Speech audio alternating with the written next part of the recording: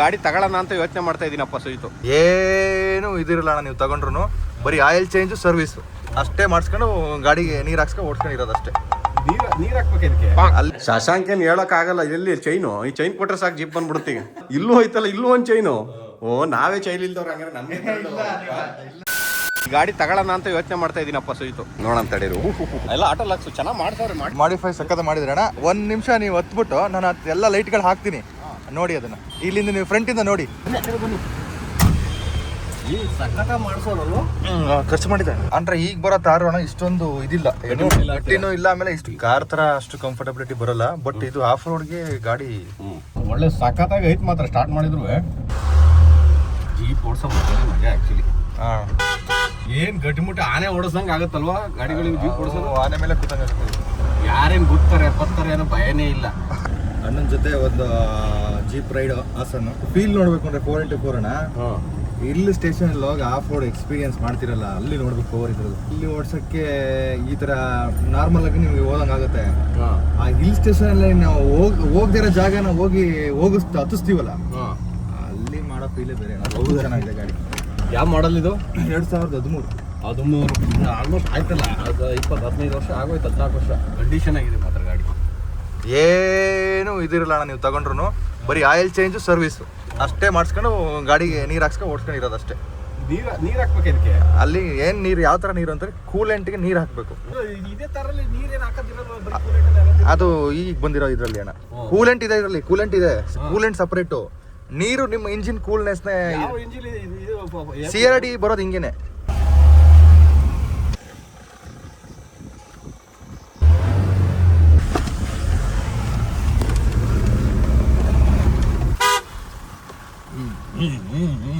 ನನಗೊಂದು ಚಿಕ್ಕದ್ರಲ್ಲಿ ನಡ್ಕೊಂಡು ಹೋಯ್ತಾ ಇದ್ರು, ಹಿಂಗೆ ಗೇರ್ ಹಾಕೊಂಡು ನಾವು ಮಾಡಿದೀವಿ ಅಣ್ಣ. ಮರದ ಕಡ್ಡಿ ಹಿಡ್ಕೊಬಿಡೋದಣ್ಣ, 2 ಕೈನ ಕಾಲೇಜಿಗೆ ಬಂದಾಗ ಮಾಡಿದೆ ಅದನ್ನ. ನಮ್ಮೂರಿಗೆ ಹೋಗ್ಬೇಕು ಅಂದ್ರೆ ಒಂದು 3-4 ಕಿಲೋಮೀಟರ್ ನಡಿಬೇಕಾಗೋದು. ಅಲ್ಲಿ ಇಳ್ಕೊಂಡೆ ಅಂದ್ರೆ ಕಾಲೇಜಿಂದ ಹೋಗುವಾಗ ಅನ್ಕೊಂಡು ಬದಲಲ್ಲಿ ಮಾಡ್ಕೊಂಡು ಆಮೇಲೆ ಹಂಸ್ ಬಂದ್ರೆ ಫ್ರೇ ಕೊಡ್ಬಿಟ್ಟು ಮತ್ತೆ ಹಿಂಗ್ ಗೇರ್ ಹಾಕೊಂಡು ಎಲ್ಲ ಮಾಡಿವಿ. ಈಗಿನ ಮಕ್ಳಿಗೆ ಆ ಭಾಗ್ಯಗಳೇ ಇಲ್ವಲ್ಲ, ಅದೆಲ್ಲ ಮರ್ತೇವೆ. ಅಂದ್ರೆ ಡೈರೆಕ್ಟ್ ಆಗಿ ಕಾರಲ್ಲಿ ಕೂತ್ಬಿಡ್ತಾವಲ್ಲ, ಡೈರೆಕ್ಟ್ ಸ್ಪೂನ್ ನಾವು ಹುಟ್ಟದಾಗ್ಲೇ ಕೊಟ್ಬಿಟ್ರೆ ಅವಕ್ಕೆ ಬೆಳ್ಳಿ ಸ್ಪೂನು, ಸಿಲ್ವರ್ ಸ್ಪೂನು, ಕೈಲಿ ತಿನ್ನೋದು ಯಾವ್ದು ನೆನಪೇ ಇರಲ್ಲ. ಹಂಗಾಗ್ಬಿಟ್ಟಿದೆ ಈಗಿನ ಮಕ್ಳಿಗೆ. ನಾವು ಅನುಭವಿಸಿದ ಕಷ್ಟ ಅನುಭವಿಸ್ಬಾರ್ದು ಅಂತ ಎಲ್ಲಾನು ಕೊಟ್ಬಿಡ್ತೀವ. ಅವುಗಳಿಗೆ ಜೀವನದ ನಿಜವಾದ ಸ್ವಾರಸ್ಯನೇ ಅರ್ಥ ಆಗಲ್ಲ, ಏನು ಗೊತ್ತಾಗಲ್ಲ ಈ ಜನರೇಷನ್ ಅವ್ರಿಗೆ. ಸಣ್ಣ ಸಣ್ಣದ್ರು ಖುಷಿ ಸಿಗುತ್ತೆ ಅನ್ನೋದು ಗೊತ್ತಾಗಲ್ಲ. ಖುಷಿ ನೀವು ಕೋಟಿ ಕೊಟ್ರು ಅದೇ ಖುಷಿ, ನೀವು ₹1 ಕೊಟ್ರು ಅದೇ ಖುಷಿ. ನಾವು ಸ್ಟಾರ್ಟಿಂಗ್ ಅಲ್ಲೇ ಕೋಟಿ ಅಭ್ಯಾಸ ಮಾಡಿದ್ರೆ ಅವ್ನು ಮತ್ತೆ ಖುಷಿ ಪಡ್ಸಕ್ ಆಗಲ್ಲ. ಹೌದು, ಒಂದು 15 ಯಾವುದೇ ಗಾಡಿ ಆಗಲಿ 15 ಕಿಲೋಮೀಟರ್ ಓಡಿಸ್ಬೇಕು.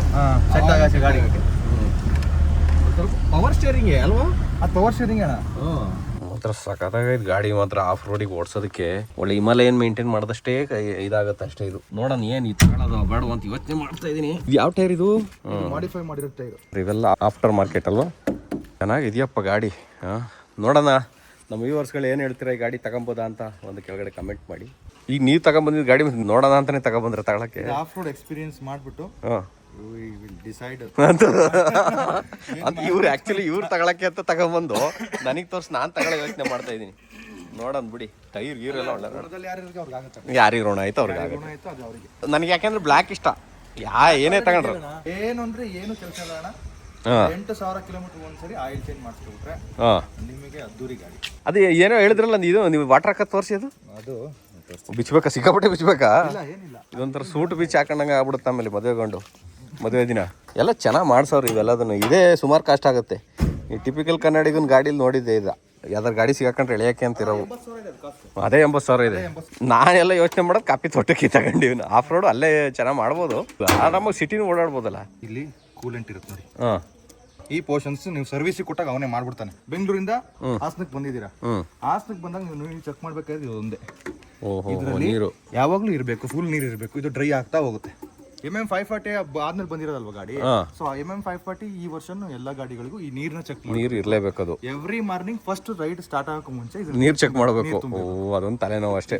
ಇಲ್ಲ ಅಂದ್ರೆ ಇಂಜಿನ್ ಸೀಜ್ ಆಗ್ಬಿಡುತ್ತೆ, ಹೀಟ್ ಆಗುತ್ತೆ. ಸೀಜ್ ಆಗೋ ಚಾನ್ಸಸ್ ಇರುತ್ತೆ. ನಂಗೆ ಐಡಿಯಾ ಇಲ್ಲ ಅಣ್ಣ, ನನಗೆ ಕ್ಲಾರಿಟಿ ಇಲ್ಲ ಅದು ಏನಾಗುತ್ತೋ ಗೊತ್ತಿಲ್ಲ. ಒಟ್ಟಿನಲ್ಲಿ ಏನಾಗುತ್ತೆ ಅಂತ ಕೆಳಗಡೆ ಕಮೆಂಟ್ ಮಾಡಿ, ಅದು ಗೊತ್ತಿದ್ದವರು. ಒಟ್ಟ ಗಾಡಿ ಇಷ್ಟ ನಮಗೆ, ಗಾಡಿ ಓಡ್ಸೋಕ್ಕೆ. ಗಾಡಿ ಬಗ್ಗೆ ಏನು ಗೊತ್ತಿಲ್ಲ. CRD ಇಂಜಿನ್ ರೇಟ್ ಒಂದು ಸ್ವಲ್ಪ ಜಾಸ್ತಿನೇ ಇದೆ. ಹಂಗಾಗಿ ಯೋಚನೆ ಏನಪ್ಪ ಏನು ಮಾಡೋದು ಏನು ಎತ್ತ ಅಂತ. ಗಾಡಿ ಮಾತ್ರ ಎಷ್ಟು 40 ವರ್ಷ 50 ವರ್ಷ ಆದರೂ ಅಲ್ಲಾಡಲ್ಲ ಅಲ್ವ ಇವು. ಡೀಸೆಲ್ ಗಾಡಿಗಳು ಹೋಗ್ಬಿಟ್ರೆ ಆಮೇಲೆ ಕಷ್ಟ ಅಲ್ಲ, ಆಮೇಲೆ ಯೂಸ್ ಮಾಡೋಂಗಿಲ್ಲ ಅಂತ ಬ್ಯಾನ್ ಮಾಡಿದ್ರೆ. ದಿಲ್ಲಿಲಿ ಇದೆಯಲ್ಲ, ದಿಲ್ಲಿಲಿ ಇದೆ ಕಾನೂನು. 10 ವರ್ಷದ ಮೇಲೆ ಇಲ್ಲ, 10, 12, 15. ಮಜಾ ಮಾಡೋಕೆ ಸಖತ್ತಾಗಿದೆ ಗಾಡಿ. ಹಿಡ್ಕೊಂಡು ಶೋಕಿ ಮಾಡೋಕ್ಕೆ ಆಫ್ ರೋಡ್ದು ಸಖತ್ತಾಗಿದೆ.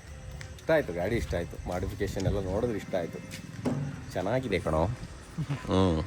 ನಾನು ಸ್ಟೋರಿ ಹಾಕಿದ್ದು ನೋಡಿ ಶಶಾಂಕ್ ಬಂದುಬಿಟ್ರು ಫುಲ್ ಸಡನ್ ಗಾಡಿ ಓಡಿಸ್ತೀನಿ ಅಂತಾನೆ. ನಾನು ನೀವು ತಗೊಳಕ್ ಬಂದ್ರೆ ನೋಡಿ ಓಡ್ಸಕ್ಕ ಹಂಗಾರೆ ನಾವಿಬ್ರೇ ಕಸ್ಟಮರ್. ನಮ್ಮಿಬ್ರಿಗೂ 5 ಕೋಟಿ ಬಿದ್ದಿದೆ. ಈಗ ಯಾರು ತಗೊಳ್ಳೋದು ಏನು ಶಶಾಂಕ್ ಏನು ಹೇಳೋಕ್ಕಾಗಲ್ಲ. ಎಲ್ಲಿ ಚೈನು, ಈ ಚೈನ್ ಕೊಟ್ಟರೆ ಸಾಕು ಜಿಪ್ ಬಂದ್ಬಿಡುತ್ತೀಗ ಶಶಾಂಕ್ದು. ಇಲ್ಲೂ ಹೋಯ್ತಲ್ಲ, ಇಲ್ಲೂ ಒಂದು ಚೈನು. ನಾವೇ ಚೈನ್ ಇಲ್ದವ್ರು ಹಂಗಾರೆ. ನಮಗೆ ಅಯ್ಯೋ ಸರಿ, ಹೋಗಿ ನೋಡೋಣ ಹಂಗಾರೆ. ಓಡ್ಸೋಣ. ಶಶಾಂಕ್ ಓಡ್ಸಕ್ ಬಂದ್ರು ಪಾಪ. ಶಶಾಂಕ್ ಈ ಮಲೆ ಏನು ತಗೊಂತಾರಲ್ಲ ಗಾಡಿ, ಇಲ್ಲೇ ನಿಲ್ಸಿದೀನಿ. ಬನ್ನಿ ಹೇಳ್ತೀನಿ ಒಂಚೂರು ಕತೆ. ಅದು ನೋಡ್ಬಿಟ್ರೆ ಅದ್ರದ್ದು ಅಂತಿಂತ ಫಜೀತಿ ಆಗಿಲ್ಲ ನಮ್ದು. ಇದು ಗಾಡಿ ತಗೊಂಡೆ 3 ವರ್ಷ ಆಯ್ತು. ಓಡಿಸಿರೋದು ಒಂದು 14,000 ಓಡಿಸಿದೀನಿ. ಬ್ಯಾಟ್ರಿ ಲೋ ಆಗಿದೆ. ಈಗ ಬ್ಯಾಟ್ರಿ ಲೋ ಆಗ್ಲಾಗಿ 2 ತಿಂಗಳಾಯ್ತು ನಿಲ್ಸಿ, ಸ್ಟಾರ್ಟ್ ಆಯ್ತಿಲ್ಲ. ಬಟ್ ಈಗ ಕಂಡೀಷನ್ ಕಿಕ್ ಹೊಡಿಯೋಕ್ಕೂ ಆಗಲ್ಲ ಇವು. ನೋಡಿ ಇಲ್ಲಿ ಕಿಕ್ಕರು ಇಲ್ಲ ಇವಕ್ಕೆ. ಇದೊಂದು ಸಮಸ್ಯೆ. ಹಳೆ ಗಾಡಿಗೆ ಅದು 100cc ಗಾಡಿ ಬೆಟರ್ ಅನ್ಸ್ಬಿಡ್ತು ಒಂದೊಂದ್ಸರಿ. ದೂಕಂಡಾರು ಹೋಗೋಣ ಅಂದ್ರೆ ಆನೆ ದೂಕ್ದಂಗೆ ಆಗುತ್ತೆ. ಗಾಡಿ ಓಡ್ಸಕ್ ಚೆನ್ನಾಗಿರುತ್ತೆ. ಪ್ರಾಬ್ಲಮ್ ಏನು ಅಂತಂದ್ರೆ ಇದೆ. ಶಶಾಂಕ್ಗೆ ಸಖತ್ ಇಷ್ಟ ಅನ್ಸುತ್ತೆ ವೆಹಿಕಲ್ ಎಲ್ಲ ಅಲ್ವಾ? ಇವ್ರ ಜೊತೆ ಹೋಗಿದ್ರಲ್ಲ, ಕಿರಣ್ ಜೊತೆ. ಅವಾಗ ಇಷ್ಟ ಆಗ್ಬಿಡ್ತಾ? ಎಲ್ಲೋದ್ರು ಸುಜಿತ್? ಎಕಡೆಯಿಂದ ಹೋದ್ರಿ? ಹಿಂಗೇನಾ? ಇಲ್ಲೇ ಮುಂದೆನೆ. ಪರವಾಗಿಲ್ಲ. ಮಾತ್ರ ಫ್ಯಾಮಿಲಿಗಲ್ಲ ಇವು, ಒಳ್ಳೆ ಮಾಡಿಫಿಕೇಶನ್ ಮಾತ್ರ ಚಿಂದಿಯಾಗಿ ಮಾಡ್ಸವ್ರೆ. ಸ್ಮೂತ್ ಆಗಿದೆ ಗಾಡಿ. ನಾರ್ಮಲ್ ಈ ತರದಲ್ಲಿ ಆಫ್ ರೋಡ್ ಹೆಂಗಿರುತ್ತೆ ಅಂದ್ರೆ ಪೂರ್ತಿ ಜರ್ಡಿ ಆಗೋಗಿರುತ್ತೆ. ಅದು 2013 ಮಾಡಲ್ CRD ಇಂಜಿನ್. 12 ವರ್ಷ ಹಂಗಿದ್ರೆ ನೀರ ಆದ್ರೂ ಎಷ್ಟು ಸ್ಮೂತ್ ಆಗಿದೆ ನೋಡಿ ಗಾಡಿ. ಎಲ್ಲಾರು ಸ್ಟೋರಿ ಹಾಕಿದ್ದೆ ತಗೊಳ್ಳಿ ಅಂತವ್ರೆ. ಒಬ್ರು ಮಾತ್ರ ಬೇಡ ಅಣ್ಣ, ಇನ್ನೂ ಚೆನ್ನಾಗಿರೋದು ಬರುತ್ತೆ, ಟಿಪಿಕಲ್ ಕನ್ನಡಿಗನ್ ಕೇಳಿ ಅಂತವ್ರೆ. ಫೋನ್ ಮಾಡಿ ಮತ್ತೆ ನೋಡೋಣ, ಇದೆಲ್ಲ ಮುಗಿಸ್ಕೊಳ್ಳೋಣ ಒಂಚೂರು. ಇವ್ರು ಹೋಗಿ ಪಾಪ ಇವರು ಸುಜಿತ್ ನೋಡಕ್ ತಗೊಳಕ್ ಬಂದಿರೋದು ನಾವು ಇಂಟಿಲ್ ಮಾಡಕ್ಕಲ್ಲ ಪಾಪ. ಅವ್ರದ್ದು ಆದ್ಮೇಲೆ ಇಲ್ಲ ಈಗ ಅದೇ ನಾವು ಒಂದ್ ಮಾತುಕತೆ ಆಗಿದೆ, ನಿರ್ಧಾರ ಆಗಿದೆ. ಇಷ್ಟರಿಂದ ಒಳಗ್ ಬಂದ್ರಿ ಅವ್ರು, ನಾನು ಜಾಸ್ತಿ ಬಂದ್ರೆ ನೀವು. ಅದು ಆಯ್ತು. ಇಲ್ಲ ಇವರು ಇಲ್ಲ ನಾನು ಇಲ್ಲ, ನೆಕ್ಸ್ಟ್ 3ನೇವರೆಗೆ ಲಾಭ. ನಾನು ಇಲ್ಲಿ ಸುಜಿತ್ ಬಿಟ್ರೆ ನಾನು ಫಸ್ಟ್ ಪಾಪ ಅವ್ರು ನೋಡಕ್ಕೆ ಅಂತ ತಗೊಂಬಂದ್ರೆ ಅವ್ರು ನಾನ್ ಕಾಳಕ್ಕಾಗಲ್ಲ. 1 ಪಾಯಿಂಟ್ ಬೇಕಾದ್ರೆ ವಿಂಡೋ ಇಳಿಸ್ಕೊಳ್ಳಿ ಬ್ರೋ. ಸಿಟಿ ಒಳಗೆ ನಮ್ಗೆ ಆಫ್ ರೋಡ್ ಎಕ್ಸ್ಪೀರಿಯನ್ಸ್ ಬೇಕು ಅಂತ ಪಕ್ಕದಲ್ಲೇ ಇಲ್ಲೇ ಬಂದು, ಮಳೆನೂ ಬಂತು, ವಾತಾವರಣ ಬೇರೆ ನಮಗೆ ಸಖತ್ ಸಪೋರ್ಟ್ ಮಾಡಿದ್ವಿ ಆಫ್ ರೋಡ್ ಹೊಡಿಯೋಕೆ. ಜಾರ್ಬಿಟ್ಟು ಆಮೇಲೆ ಟಚ್ ಆಗ್ಬಿಟ್ಟದ ಅವ್ರಿಗೆ ಆಫ್ ರೋಡ್ ಹೊಡಿಯೋಕೆ ಬಂದು ವೆಹಿಕಲ್ ಚಿಂದೆ ಆಗ್ಬಿಡ್ತಾವು. ಇದು ಮುಂಚೆ ಗಟ್ಟಿ ಇರುತ್ತೆ ಗಾಡಿಗಳು. ನೋಡಿ ಹೆಂಗ್ ಜಾರೋದು ಇಲ್ಲ, ಎಷ್ಟು ನೀಟಾಗಿ ಒಳ್ಳೆ ರೋಡ್ ಗ್ರಿಪ್ ಇರುತ್ತೆ. ನಾರ್ಮಲ್ 2 ವೀಲರ್ ಡ್ರೈವ್ ಮಾಡ್ತಿರೋದು ಈಗ ನೀವು ಯೂಸ್ ಕಚ್ಕೊಂಡು ಹೋಗ್ತಾ ಇರುತ್ತೆ. ಹೆಂಗಿತ್ತು ಕಿರಣ್ ಜೊತೆ ಹೋಗಿದ್ರಲ್ಲ, ಹೆಂಗಿತ್ತು ಎಕ್ಸ್ಪೀರಿಯನ್ಸ್? ಸಖತ್ತಾಗಿತ್ತು. ಹೌದಾ? ಎಲ್ಲೂ ಬಿಟ್ಟಿಲ್ಲ, ಪೂರ್ತಿ ಆಫ್ ರೋಡ್. ಒಳ್ಳೆ ಚೆನ್ನಾಗಿದೆ, ಗಾಡಿನೂ ಚೆನ್ನಾಗಿದೆ. ಅದು ಆಫ್ ರೋಡಿಗೆ ಮಾತ್ರ ರಣ ಅದು ಗಾಡಿ.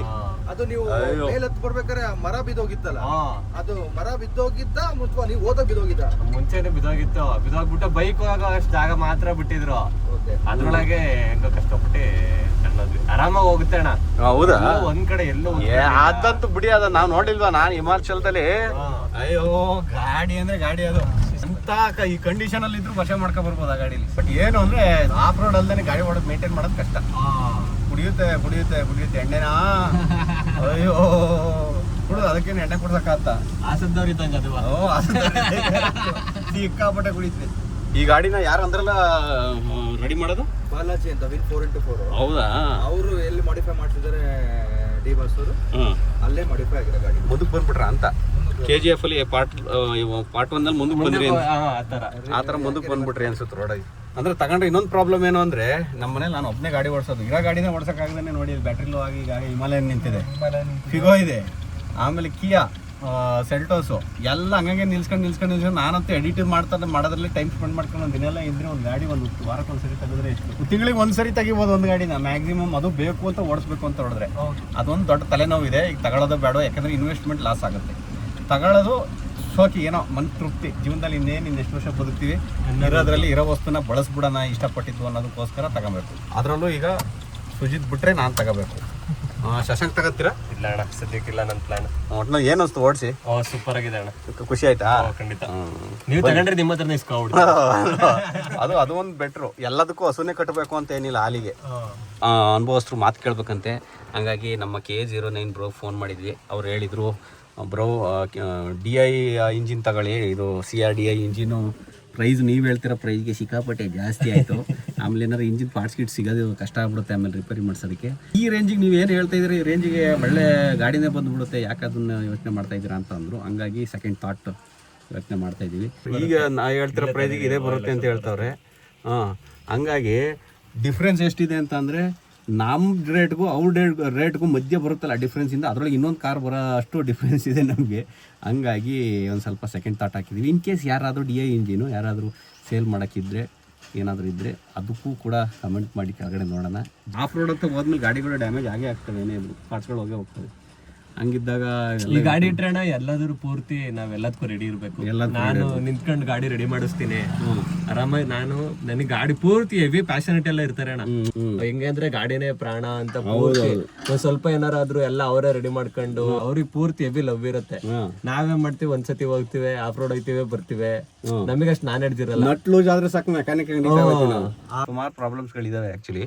ನೋಡಿ, ಇದು ಇದಕ್ಕೂ ಡಿಫ್ರೆನ್ಸು ಏನು ಅಂತಂದ್ರೆ, ಈ ಗಾಡಿಗಳಿಗೆ ಪಾರ್ಟ್ಸ್ಗಳು ಸಿಗ್ತವೆ ಅದೇ ರೇಂಜ್ಗೆ. ಇದಕ್ಕೆ ಏನಾದ್ರು ಪಾರ್ಟ್ಸ್ಗಳು ಹೋಯ್ತು ಅಂತ ಅಂದರೆ ತಗೊಬರೋದು ತುಂಬ ಕಷ್ಟ. ಇನ್ನೊಂದು 5 ವರ್ಷ ಆಯಿತು ಅಂದರೆ ಹುಡ್ಕಾಡಿದ್ರು ಈ ಭೂಮಿ ಮೇಲಂತೂ ಸಿಗಲ್ಲ, ಹಂಗೆ ಆಗ್ಬಿಡ್ತವೆ ಪಾರ್ಟ್ಸ್ಗಳು. ಆಮೇಲೆ ಡೀಸೆಲ್ ಇಂಜಿನ್ನು ಇನ್ನು ಯೂಸ್ ಮಾಡೋಂಗಿಲ್ಲ ಅಂತಂದ್ರೆ ಅದು ಬೇರೆ ಹಳೆ ಗಾಡಿಗಳು. ಇವೆಲ್ಲ ಸಮಸ್ಯೆಗಳಿದ್ದಾವೆ. ಅವೆಲ್ಲ ನೋಡಿದಾಗ ಸಿಕ್ಕಾಪಟ್ಟೆ ಪ್ರಾಬ್ಲಮ್ಸ್ ಇದೆ. ಹಂಗಿದ್ದಾಗ ನೋಡಿದಾಗ ಲೇಟೆಸ್ಟ್ ತಗೊಳ್ಳೋದೇ ಉತ್ತಮ. ಆಲ್ರೆಡಿ ಈ ಮಾಡೆಲ್ನ ಸಿಕ್ಕಿದ್ರೆ ಎಲ್ಲಾದ್ರೂ ಹೊರಗಡೆ ವೆಹಿಕಲ್ ಯೂಸ್ ಆಗಿರೋದು ತುಂಬ ಕಡಿಮೆ ರೇಟಿಗೆ ತಗೊಂಬಂದು ನಾನು ಮಾಡಿಫಿಕೇಶನ್ ಮಾಡಿಸ್ಕೊಂಡು ಇಟ್ಕೊಳ್ಳೋ ಅಂತ ಪ್ರಯತ್ನ ಬೇಕಾದ್ರೂ ಮಾಡ್ಬೋದು.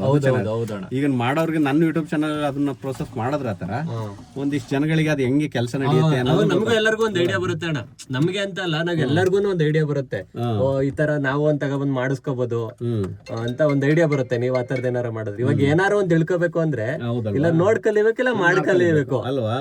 ಹಂಗಾಗಿ ಯಾವ್ದಾದ್ರು ಜೀಪ್ ತಗೊಂಬರೋದೇ ಉತ್ತಮ ಅನ್ಸುತ್ತೆ. ಒಂದ್ ಕಡೆ ಹೋಗಿ ಈ ತರ ರೆಡಿ ಇರೋದ್ ತಗೊಬರೋದ್ಕಿಂತ, ಅದರಲ್ಲೂ ನಾ ಹೆಂಗಿದ್ರೆ ನಾನು ಯೂಟ್ಯೂಬರ್ ಆಗಿರೋದ್ರಿಂದ ಕೆಲಸನೇ ಅದಾಗಿರೋದ್ರಿಂದ ಆ ಪ್ರೊಸೆಸ್ ನನಗೆ ಜೊತೆಲೇ ನಡೆದಂಗೆ. ಈಗ ಒಂದ್ ಕಡೆ ಬಿಸ್ನೆಸ್ ಮಾಡೋರ್ಗು ಹೆಲ್ಪ್ ಆಗುತ್ತೆ. ಸರಿ, ನಿಮ್ಮ ಒಪಿನಿಯನ್ ಏನ್ ಅನ್ಸುತ್ತೆ? ಸತೀಶ್ ಹಿರೇಗೌಡ ಈ ಗಾಡಿ ಓಡಿಸ್ಬೇಕು ಅನ್ಸುತ್ತಾ, ಇಲ್ಲ ಈ ಗಾಡಿ ಏನು ಬೇಡ ಬಿಡಿಗೌಡ್ರೆ ಸುಮ್ಮನೆ ಯಾಕೆ ಇನ್ವೆಸ್ಟ್ ಮಾಡ್ತೀರಾ ಅಂತ ನಿಮ್ಗೆ ಅನ್ಸುತ್ತೋ, ಏನು ಅನ್ಸುತ್ತೆ ಅಂತ ನಿಮ್ಮ ಆನೆಸ್ಟ್ ಒಪಿನಿಯನ್ನ ಕೆಳಗೆ ಹೇಳಿ, ಕಮೆಂಟ್ ಮಾಡಿ ನೋಡೋಣ. ಈಗ ಅಂತ ಹೇಳ್ತಾ ಈ ವಿಡಿಯೋನ ಇಲ್ಲಿಗೆ ಮುಗಿಸ್ತಾ ಇದ್ದೀನಿ. ಮತ್ತೆ ಸಿಗೋಣ ಮುಂದಿನ ವಿಡಿಯೋದಲ್ಲಿ. ಎಲ್ರಿಗೂ ಒಳ್ಳೆಯದಾಗಲಿ. ಜೈ ಹಿಂದ್, ಜೈ ಕರ್ನಾಟಕ ಮಾತೆ.